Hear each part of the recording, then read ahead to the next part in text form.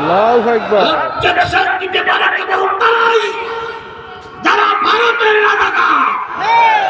ভারতের রাজাকারেরাই কেবল আল্লামা সাঈদীর বিরুদ্ধে অবজেকশন দিতে পারে। সুতরাং যাদের দিলে কোরআন ভালো লাগবে না, কারে কোরআন ভালো লাগবে না, তারা যাবে কোথায়? আযানুল্লাহ ইয়াসমাউনা বিহা, আযান শুনলে যাদের খারাপ লাগে তারাও যাবে জাহান্নামে। আমি একটা আয়াতের আযান দিয়েছি, সেটা কোন সূরা? সূরা নিসার 58 নম্বর আয়াতের আযান দিয়েছি। এই আযান শোনার পরে যদি কারোর ভালো না লাগে, আল্লাহর ভাষায় সে জাহান্নামে। তাহলে জাহান্নামে অনেক দোষে নিয়ে যাবে। তার ভিতরে একটা দোষ আছে, যাদের দিলে কোরআন ভালো লাগে, যাদের কানে কোরআন, যাদের চোখে কোরআন ভালো লাগে না। তাহলে আমি কয়টা সূরার কোন নম্বর সূরার কয়টা আয়াতের আলোচনা? সূরা নিসার একটা আয়াতের আলোচনা এখনই শুরু করব। যদি আপনার দিলে ভালো না লাগে, আপনার কানে ভালো না লাগে, আপনার চোখে ভালো না লাগে, তাহলে আল্লাহর ভাষায় আপনি জাহান্নামী। এইবার জাহান্নামের লোকগুলো যারা, তারা একটু উঠে চলে যাবে।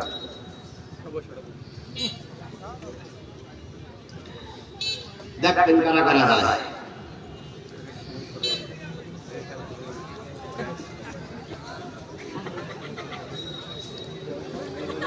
কি কেউ যাচ্ছে না? যাচ্ছে না? তাহলে বোঝা গেল জাহান্নামের লোকের ভিতরে আল্লাহ সবাইকে জান্নাত হিসেবে কবুল করুন। সকলে মিলে বলুন আমিন। ভালো লাগেন? তাহলে শেষ মোনাজাত করে চলে যেতে হবে। কারা কারা রাজি আছেন? দুই হাত উঁচু করে আল্লাহরে দেখো।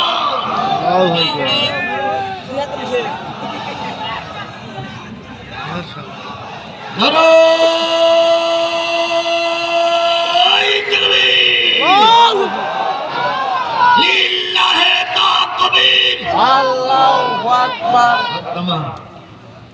কারা দেখালেন? কি শুনবেন? আমি হাত উঁচু করেছি, কি বলবো? আপনিও বায়াতের কর্মী, আমিও বায়াতের কর্মী। যদি আমার মোনাজাতের আগে আপনি চলে যান ভাই, এই হাত বলবে আল্লাহ হাত উঁচু করেছিল, থাকেনি।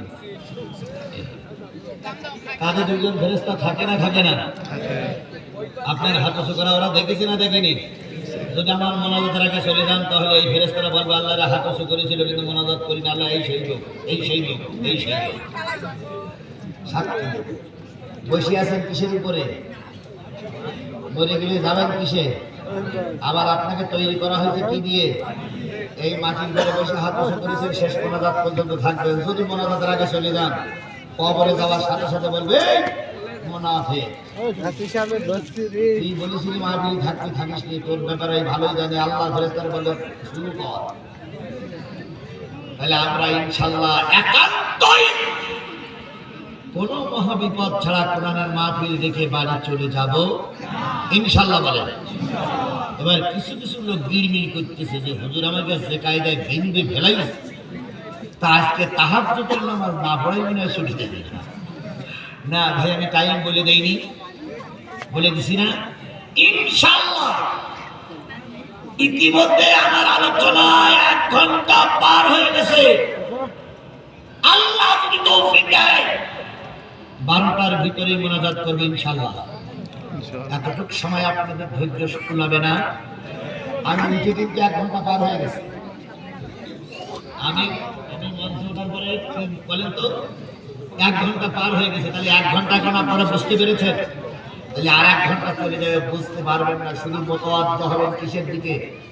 কোরআনের দিকে। আল্লাহ আপনাকে আমাকে হেফাজত করুক। সকলে মিলে বলুন আমিন। আরো জোরে আমিন, আরো জোরে। কোন সূরা নিসার কয়টা আয়াতের আলোচনা? সূরা যদি ব্যাখ্যা করতে যাবে সময় কুলাই পারবো না, তাই শুধু আয়াত 4 দিকে যাচ্ছি। এই আয়াতটা যখন নাযিল হলো 58 নম্বর আয়াত, আল্লাহর নবী তখন মক্কার প্রেসিডেন্ট, মদিনার প্রেসিডেন্ট। আরেকটু জোরে বলা যাবে না সুবহানাল্লাহ? এই কুলিপুরির মুসলমানেরা, নবী মক্কার প্রেসিডেন্ট, মদিনার প্রেসিডেন্ট, কাজটা কি ঠিক? জল পরে গেরে একটা লোকটা ঘাত তুলে না বাঁকা বাঁকা হায় হায় তো শয়তানরা সিয়ার দখল করে বসে আছে। তুমি আর আমি যদি ময়দানে নামতাম, শয়তানেরা পায়জামার গিরে দেওয়ার সময় পেত না। তুমি আর আমি যদি এই দালালেরা যদি হুঙ্কার দিতাম, মুদির বাচ্চা মুদি জুতির গিরে দেওয়ার সময় পেত না।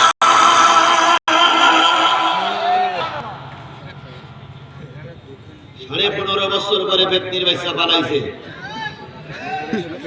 যদি তুমি আর আমি আর এক জায়গায় রাস্তায় নামতাম, তাহলে আর আগে এই ব্যক্তির বাচ্চা পালাই যেত। শুধুমাত্র তোমার আর আমার দুর্বলতার কারণেই এই জালেমের বাচ্চারা দীর্ঘদিন ক্ষমতায় ছিল। কথা বলেন, কথা বলেন, কথা বলেন। সুতরাং এটা যদি জায়েজ হয়, আজ হোক কাল হোক আলেমরাও দেশের প্রেসিডেন্ট হবে ইনশাআল্লাহ। বলেন ইনশাআল্লাহ, বলেন ইনশাআল্লাহ, বলেন।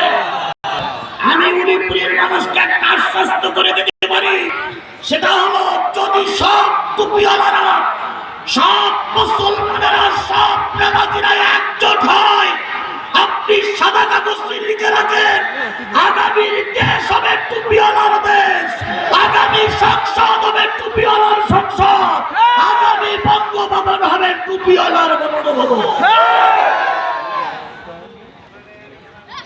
আল্লাহ যেন সেই দিনটা আমাদের দেখার তৌফিক দান করেন। আরেকটু জোরে বলেন আমিন, আরো জোরে আমিন, আরো জোরে। আয়াত থেকে নাযিল হলো রাসূল মদিনার প্রেসিডেন্ট। এতদিন শুনে আসছি রাসূল শুধু মদিনার প্রেসিডেন্ট, এখন আবার শুনতেছেন মক্কার প্রেসিডেন্ট। আমি বুঝাই দিচ্ছি, আল্লাহর নবী কালেমার দাওয়াত দেওয়ার পরে মক্কায় ছিলেন কত বছর? সবাই মিলে বলবেন, মক্কায় ছিলেন কত বছর? 13 বছর। এই 13 বছরের জীবনে আল্লাহ নবী সাল্লাল্লাহু আলাইহি সাল্লাম ধর্ম প্রচারের ব্যাপারে খুব বেশি সফলতা অর্জন করতে পারেন নাই। নবীর পদে পদে মার খেতে হয়েছে, পদে পদে বাধা সৃষ্টি হয়েছে। ওই সময় রাসূলকে তায়েফের ময়দানে যেতে হয়েছে। ওই সময়ের ভিতরে রাসূলকে 3.5 বছর জেলে থাকতে হয়েছে।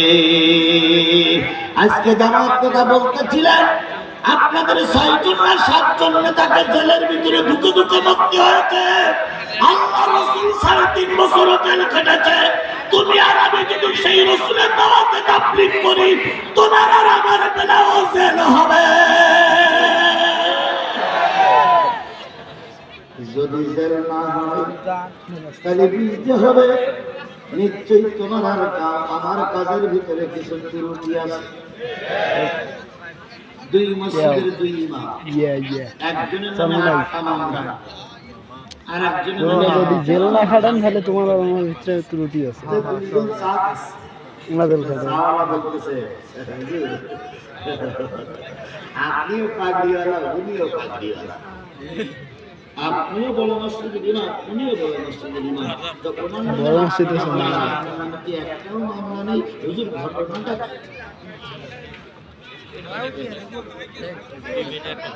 পাওয়া যাচ্ছে না ভাই, একটু খেয়াল করুন। আচ্ছা আচ্ছা আচ্ছা আচ্ছা, আপনাদের আপনাদের আপনাদের অভিযোগটা আমরা হৃদয়ের সঙ্গে গ্রহণ করলাম। আমি একটু এগিয়ে আসি, আর আপনারা একটু একটু ভালো বাড়িয়ে দেন, আমাকে নাচতে দেন। আমার ভাইয়েরা হয়েছে, আমার ভাইয়েরা, 2 হুজুরের নামে মামলা, এক হুজুরের নামে মামলা, আর এক হুজুরের নামে মামলা নাই। ওই হুজুর তখন নিচকে আসে আর বলে, আমি একটু বুদ্ধি শিখে চলি, একটু বুদ্ধি সিদ্ধি করে চলি, এই জন্য আমার নামে কোনো মামলা টামলা নাই। তাহলে আল্লাহর নবী কি কম বুঝ দেন? আল্লাহর নবী কি কম বুঝ দেন? আল্লাহ নবী মামলা খেলো, চলে গেল, তোমার আর আমার জেল হচ্ছে না, তাহলে বুঝতে হবে নবীর কালেমা তোমার আমার কালেমা এক হচ্ছে না। এক কালেমায় রুটি রুজিয়ার, এক কালেমায় ফাঁসি। বলেন বলেন বলেন বলেন। এক কালেমায় রুটি রুজিয়ার, এক কালেমায় ফাঁসি। কোন কালেমায় থাকবে তুমি জানাও জগতবাসী। এক কালেমায় রুটি রুজিয়ার, এক কালেমায় ফাঁসি। কলেমা সবারই এক না? কেউ কালেমার দাওয়াত দিতে গিয়ে বিমানে চলে আসতেছে,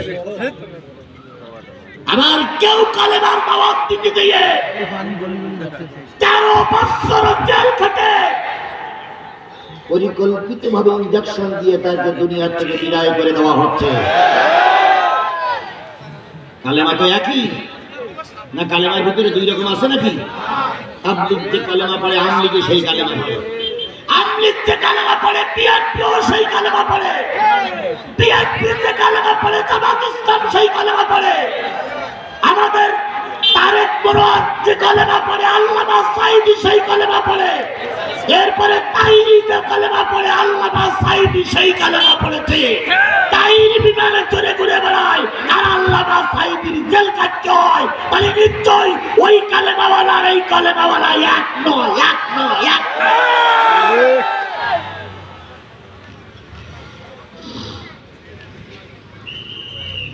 কালেমার দাওয়াত দিতে গেলে জেল খাটা লাগবে মনে করি। কালেমার দাওয়াত দেওয়ার জন্য নামতে হবে। কথা বলেন ঠিক না বেঠিক?